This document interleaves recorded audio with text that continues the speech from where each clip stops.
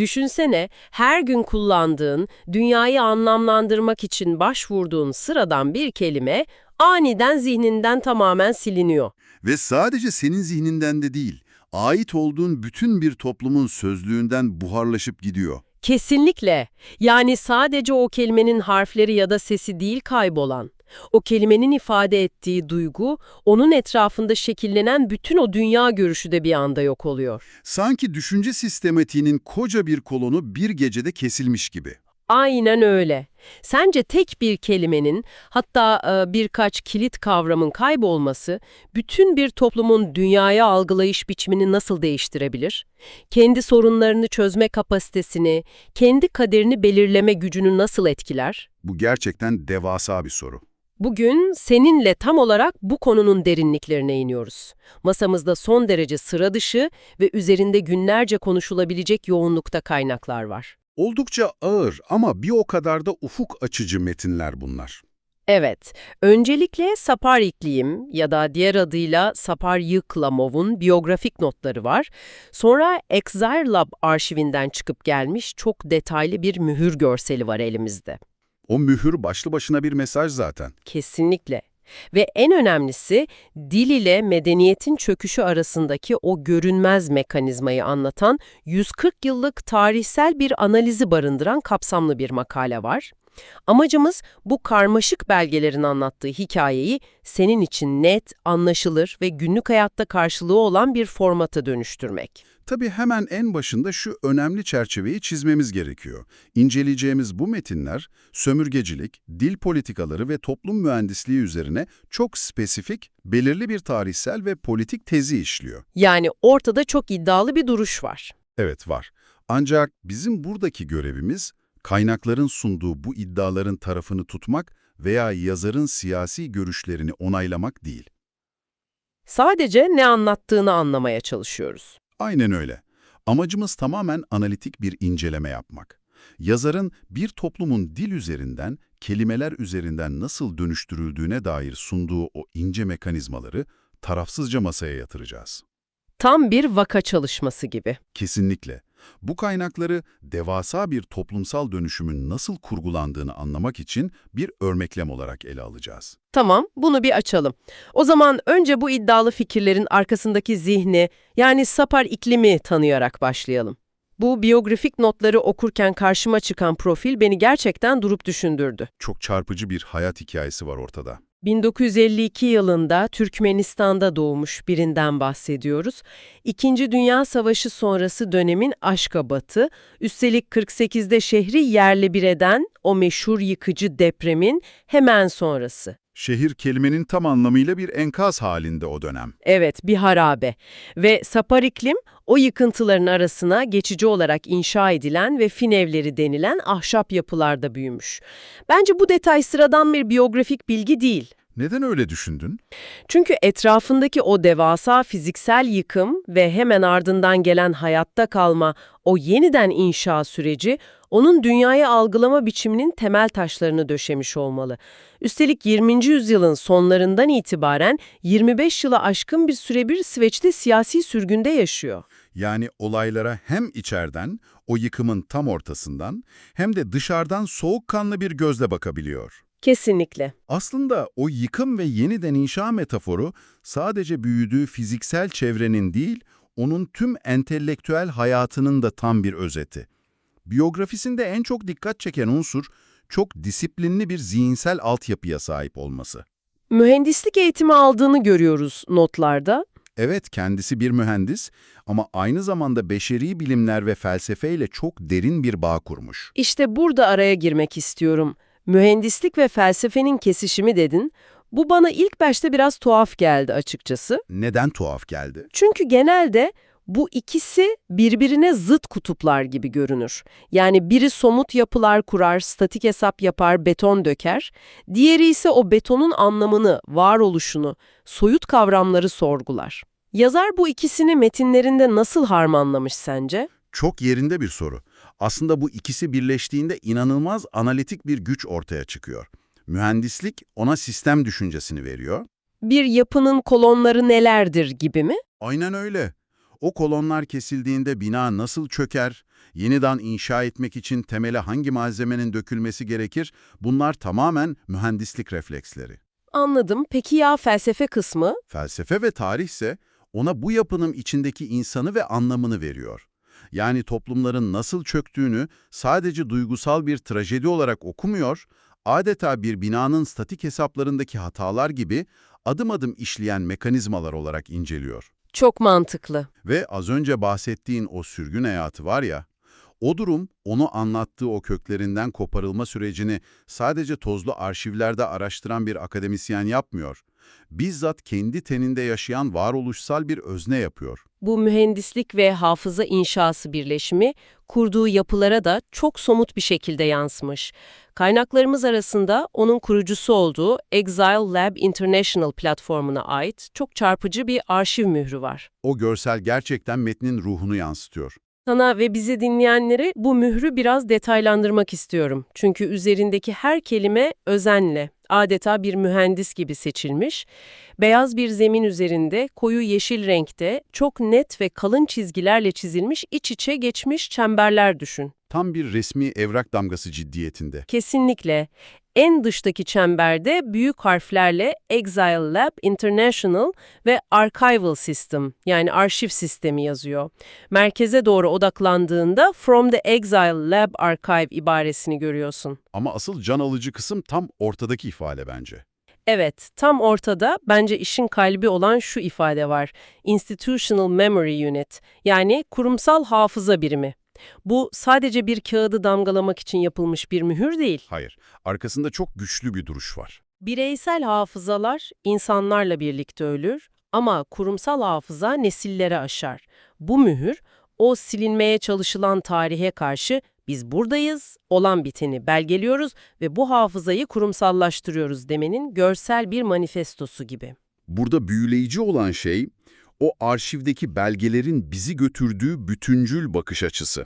Sapar iklim, Tatar, Başkır, Kırım Tatarı ve diğer Avrasya halklarının yüzyıllar boyunca yaşadıkları süreçleri birbirinden kopuk, izole yerel trajediler olarak okumuyor. Yani hepsini tek bir çatı altında topluyor. Evet, İmparatorluk ve Öznelliğin Yok Edilmesi adlı monografisinde bu konuyu devasa bütüncül bir Avrasya draması olarak ele alıyor. O mühürdeki kurumsal hafıza vurgusu tam da bu yüzden hayati. Unutturulanı kayda geçirmek için. Kesinlikle. Çünkü incelediğimiz metindeki temel argümana göre imparatorluklar sadece toprakları işgal etmezler. Asıl işgali zihinlerde, kavramlarda ve hafızada yaparlar. Yazar bilinçli olarak parçalanmış bu tarihi bir mühendis titizliğiyle yeniden tek bir çerçevede birleştirmeye çalışıyor. Hafıza işgali dedin, işte incelediğimiz makalenin kalbi tam olarak burada atıyor. Biz genellikle dili nasıl tanımlarız? Sadece bir iletişim aracı olarak görürüz çoğu zaman. Aynen, düşüncelerimizi karşı tarafa iletmeye yarayan bir araç, bir tür kargo paketi gibi değil mi? Ama bu 140 yıllık analizi barındıran makale, dile bakış açımızı tamamen ters yüz ediyor. Dili çok daha temel bir yere konumlandırıyor. Makaleye göre dil sadece bir iletişim aracı veya gerçekliği yansıtan bir ayna değildir. Dil, medeniyetin sinir sistemidir. Gerçekliği inşa eden işletim sisteminin ta kendisidir. Çok güçlü bir benzetme. İşletim sistemi çökerse bilgisayar hiçbir işe yaramaz. Aynen öyle. Toplumun özne olmaktan çıkıp nesneye dönüşmesi tam da bu işletim sisteminin hacklenmesiyle başlıyor. Düşün ki kendi hayatının, kendi kararlarının direksiyonunda değilsin. Sadece arka koltukta oturan ve arabanın nereye gittiğini çaresizce kendi kelimelerin olmadan izleyen bir yolcusun. Çok çaresiz bir durum bu. Makaledeki şu cümle gerçekten çok sarsıcı. Dil bozulduğunda bir halk kendi kategorilerinde düşünme yeteneğini kaybeder. O direksiyon metaforu tam da metnin anlatmak istediği öznelliğin kaybı durumunu özetliyor zaten. Makale, bir toplumun o direksiyondan edilmesinin bir gecede tesadüfen olmadığını söylüyor zaten. Planlı ve uzun soluklu bir süreçten bahsediyoruz. Kesinlikle. Ortada 1870'lerden 2020'lere kadar uzanan 140 yıllık 4 aşamalı sistematik bir medeniyet kırılması analizi var. Bu süreci yazarın kurguladığı o 4 aşamayla adım adım inceleyelim ki tablonun devasa boyutu anlaşılsın. Evet, lütfen.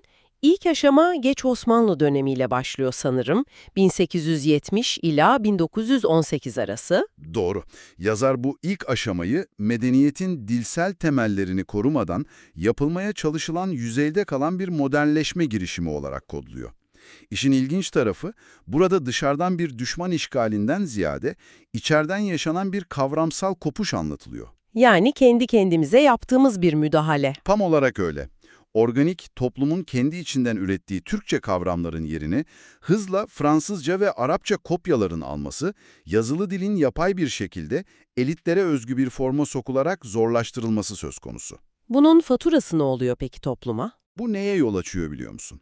Saraydaki, bürokrasideki veya entelejansiyadaki elitlerin diliyle sokaktaki halkın dili arasında devasa bir uçurum oluşmasına. Toplumun kendi içinde iletişim kurduğu o ortak bilişsel ağ yırtılıyor. Bu, sinir sistemine vurulan ilk neşter darbesi. Ardından işin rengi çok daha sert bir boyuta taşınıyor tabii. İkinci aşama, 1880 ile 1917 arası Rus İmparatorluğu dönemi. Özellikle İdil ve Orta Asya bölgesinde durum elitlerin dil karmaşasından çıkıyor. Doğrudan devletin zorlayıcı gücü devreye giriyor. Evet, doğrudan fiziksel ve kurumsal bir baskıya dönüşüyor. Metnin aktardığına göre burada açık bir asimilasyon politikası var. Okullara getirilen çok ağır kısıtlamalar, matbaalara uygulanan acımasız sansürler var. Ve yerel yönetim dillerinin zorla Rusça ile değiştirilmesi gerçeği var. Dikleri için tedavülden kalkmıyor.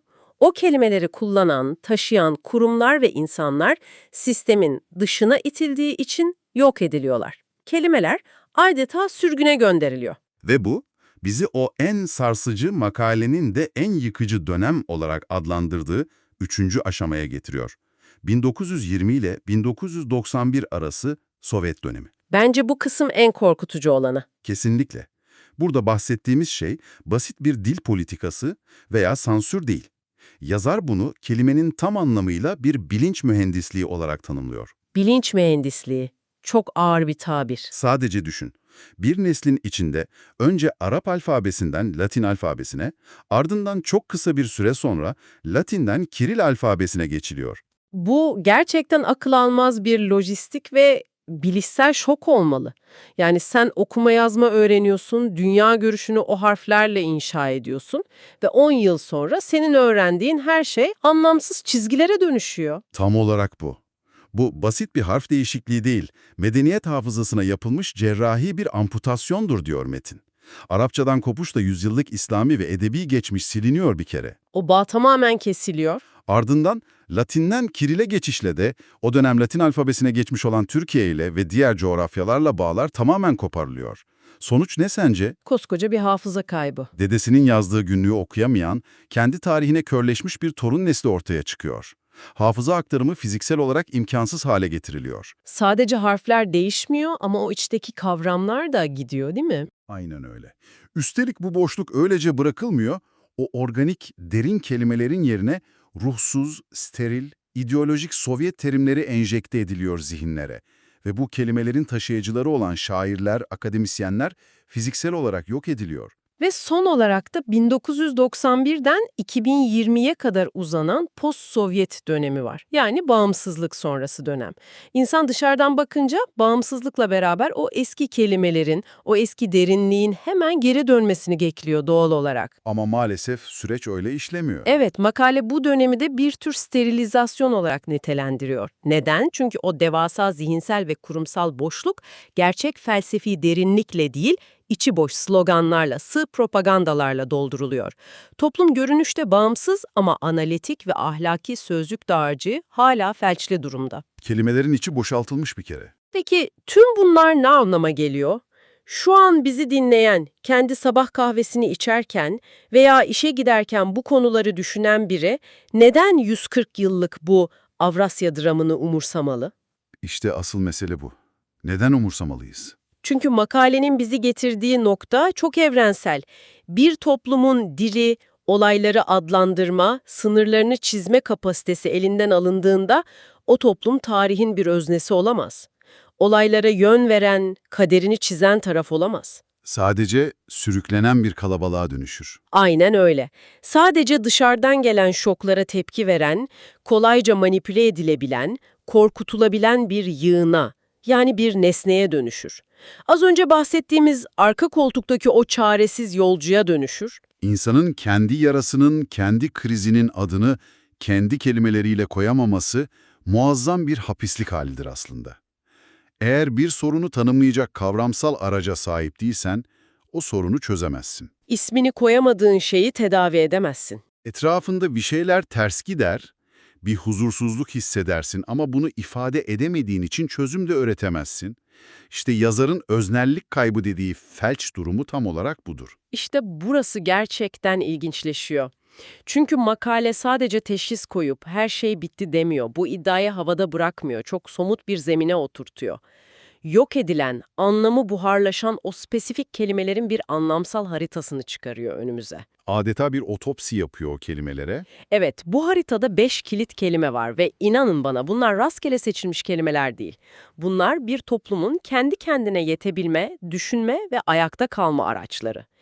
İlk kelime örgüt. Bugün örgüt dediğimizde aklımıza genellikle soğuk bürokratik yapılar veya çoğu zaman yasa dışı oluşumlar geliyor. Gündelik dilde maalesef öyle kodlandı zihnimize. Ama makale kelimenin kökenine iniyor. Örmek fiiline. Örmek. Tıpkı bir kilimin ilmek ilmek dokunması gibi. Toplumun kendi içinden organik olarak büyüyen, insanları yatay bir şekilde birbirine bağlayan güç.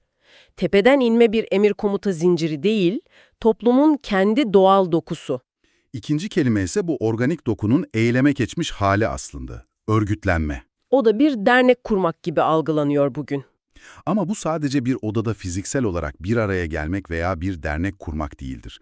Makaleye göre bu, dağınık bireylerin kolektif bir irade oluşturması, birleşmesi ve olaylara yön verecek bir güce dönüşme sürecidir. Çok daha derin bir anlam. Bu kelimenin içinin boşaltılması veya suçlulaştırılması ne demek biliyor musun? Toplumun biz kendi sorunumuzu bir araya gelerek kendi kendimize çözebiliriz inancının yok edilmesidir. İnancın kırılması yani. Aynen. Bu hafıza silindiğinde geriye sadece devlete veya dışarıdan bir kurtarıcıya muhtaç, izole edilmiş bireyler yığını kalır. Birbirinden kopuk, rüzgarda savrulan atomlar gibi olursunuz. Üçüncü kelime de samimiyet. Açıkçası bu kelimeyi listede ilk gördüğümde biraz şaşırdım ben. Neden şaşırttı seni? Çünkü samimiyeti günlük dilde hep böyle güler yüzlülük, içtenlik, arkadaş canlısı olmak gibi kullanırız. Biraz yumuşak bir kelime gibi gelir. Ama yazarın dünyasında bu kelimenin çok daha ağır, makro boyutta bir sosyolojik karşılığı var. Evet, bir ahlaki zemin olarak tanımlıyor onu. Samimiyet, sosyal hayatın ve demin bahsettiğimiz o örgütlenmenin ahlaki temeli olarak sunuluyor. Niyetin saflığı, şeffaflık, gizli ajandaların olmaması durumu. Düşünsene, samimiyetin olmadığı bir toplumda hiçbir kurum çalışmaz, kimse kimseye güvenmez. Güvenin olmadığı yerde ve toplum olamaz zaten. O güven kaybolduğunda tüm ahlaki sistem sisli bir pusaya dönüşür. Kimse önünü göremez. Dördüncü kelimeye geldiğimizde işin psikolojik boyutu çok daha netleşiyor aslında. Hazimiyet. Kaynak metnimiz bu kavramın neredeyse tamamen yok edildiğinin, dilden adeta kazındığının altını özellikle çiziyor. Hazimiyet, yenilgiyle alakalı bir şey değil mi? Evet ama hazimiyet basitçe bir yenilgiyi kabul etmek değildir. Yenilgiyi sindirebilme, o acı deneyimi işleyip bir büyümeye, kolektif bir olgunlaşmaya dönüştürebilme kapasitesidir. Yani düştüğünde sadece yerdeki çamura küfretmek değil, o düşüşten bir ders çıkarıp daha sağlam adımlarla kalkabilmek değil mi? Kesinlikle öyle. Eğer bir toplumda hazimet kavramı ve kapasitesi yok edilirse ne olur biliyor musun? O toplum yaşadığı her travmayı, her başarısızlığı hastalıklı bir mağduriyet edebiyatına dönüştürür. Sürekli bir kurban psikolojisi. Aynen. Yenilgiden ders çıkarıp kendi iç sistemini, hatalarını yenilemek yerine sürekli dış güçleri, başkalarını suçlayan kronik bir ergenlik halinde takılı kalır. Sorumluluk almaz, sadece şikayet eder. İşte yazarın medeniyet çöküşü veya nesneleşme dediği şey tam olarak bu psikolojik tıkanıklıktır. Gelişimin önündeki en büyük engel. Hazimiyet kelimesi yoksa, toplumun kolektif olarak büyüme ve olgunlaşma ihtimali de yoktur maalesef.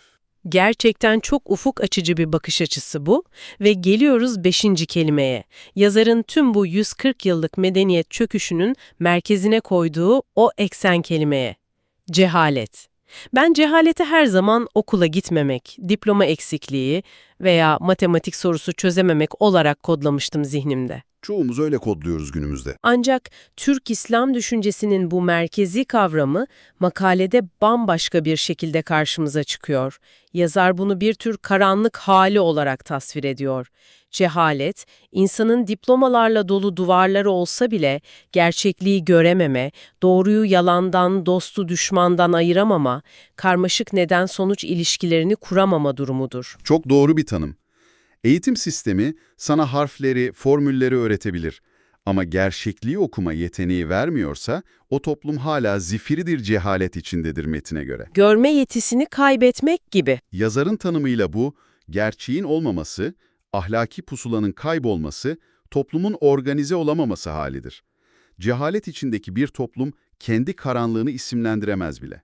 Ve metinde çok kritik bir tespit var. Neydi o tespit? Kendi hastalığının, kendi krizinin adını koyamayan bir toplum asla iyileşemez. Muazzam bir tespit. Bunu büyük resimle ilişkilendirirsek, bu saydığımız 5 kelime, örgüt, örgütlenme, samimiyet, hazimiyet ve cehalet.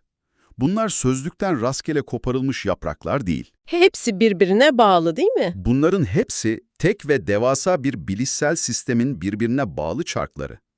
Örgüt sağlam bir yapı kurar. Örgütlenme o yapıya can verir ve harekete geçirir.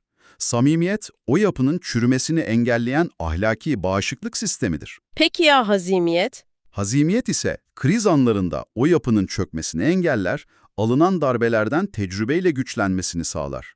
Cehalet mi?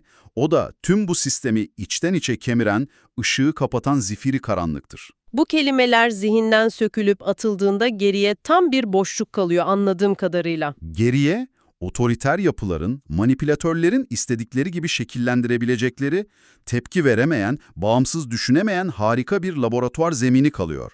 Tam bir nesneler yığını. Yani aslında bilgisayarın işletim sistemini bilerek silmekten ve yerine sadece temel komutları anlayan basit bir yazılım yüklemekten bahsediyoruz. Tüm bunları üst üste koyduğumuzda insanın zihninde gerçekten karanlık ve çıkışsız bir tablo canlanıyor.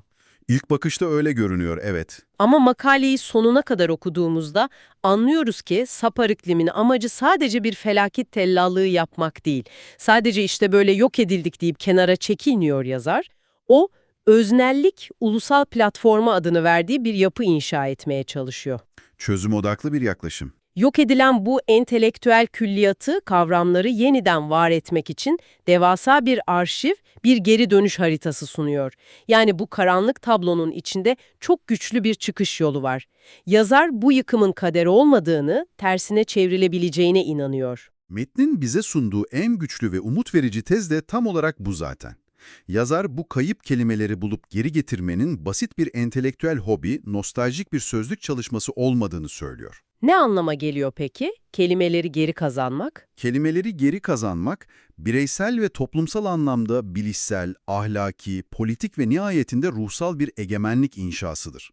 O kelimeler zihnine geri döndüğünde senin o karanlık dediğin cehalet yırtılır, görme yeteneğin geri döner. O sis bulutu dağılır. Olayları birbirinden ayırt etme, kendi hayatını organize etme ve yenilgilerden büyüyerek çıkma kapasiten sana geri döner. Yazarın o muazzam ifadesini tekrar hatırlayalım. Dil, özgürlüğün mimarisidir. Özgürlüğün mimarisi. Çok vurucu bir cümle. O mimariyi, o evi kendi kelimelerinle yeniden inşa ettiğinde artık başkalarının kurallarıyla değil, kendi kurallarınızla yaşayabileceğiniz egemen bir alan yaratmış olursunuz. Zihni baştan aşağı yenileyen bir özet oldu bu. Gerçekten de masamızdaki bu belgelerin, arşiv mühürlerinin ve makalenin bize anlattığı o devasa tarihi tek bir ana fikirde toplamak gerekirse şunu rahatlıkla söyleyebiliriz. Medeniyet, dünyayı anlamlandıran bir kelimeyle başlar ve o kelimenin silinmesiyle ölür. Ama son söz henüz söylenmedi. Kesinlikle. Unutulan kelime küllerinden doğabilir, geri getirilebilir ve o kelimeyle birlikte ışık, onur, olgunluk ve öznellik de ait olduğu yere geri döner. Arka koltuktaki nesne olmaktan çıkıp, kendi hayatımızın ve tarihimizin yazarı olmaya giden o zorlu yolculuk, kaybettiğimiz o kelimeleri bulmaktan geçiyor. Bu önemli bir soruyu gündeme getiriyor bence. Evet, burada 140 yıllık tarihsel bir çöküşü, alfabe devrimlerini ve Büyük Avrasya dramasını konuştuk. Ancak şimdi o büyük projektörü tarihten çekip doğrudan kendi hayatlarımıza çevirelim. Bireysel düzeyde bize ne söylüyor yani? Bugün sen, evet sen, kendi hayatını, kendi sorunlarını, acılarını, sevinçlerini veya geleceğini tanımlarken kullandığın o kelimelere alıcı gözle bir bak. Acaba bu kelimeler gerçekten sana mı ait? Yoksa başkalarının, medya sistemlerinin, algı yöneticilerinin veya sosyal medyanın senin için kurguladığı, sınırlarını çizdiği dar bir gerçekliğin içinde mi düşünüyorsun? Gerçekten sorgulanması gereken bir durum. Kendi içindeki o karanlığı, o göremediğin cehaleti aydınlatmak ve sadece sağa sola savrulan bir nesne değil, kendi hayatının gerçek yazarı, yani o hayatın öznesi olmak için acaba bugün kendi kişisel sözlüğüne ilk olarak hangi kayıp kelimeyi geri getirmen gerekiyor? İnsanı durdurup kendi zihninin içine bakmaya zorlayan gerçekten sarsıcı bir soru bu. Bugünlük kelimelerin ve medeniyetin köklerine yaptığımız bu derinlemesine incelemenin sonuna geldik. Umarım dinleyenler için de kendi sözcüklerini gözden geçirecekleri bir kıvılcım olmuştur. Asla unutmamanı diliyoruz. Bizimle birlikte bu yoğun analiz yolculuğuna katıldığın, arka koltuktan çıkıp direksiyonu eline alma cesaretini gösterdiğin için teşekkürler. Bir sonraki incelememizde görüşmek üzere, hoşça kal.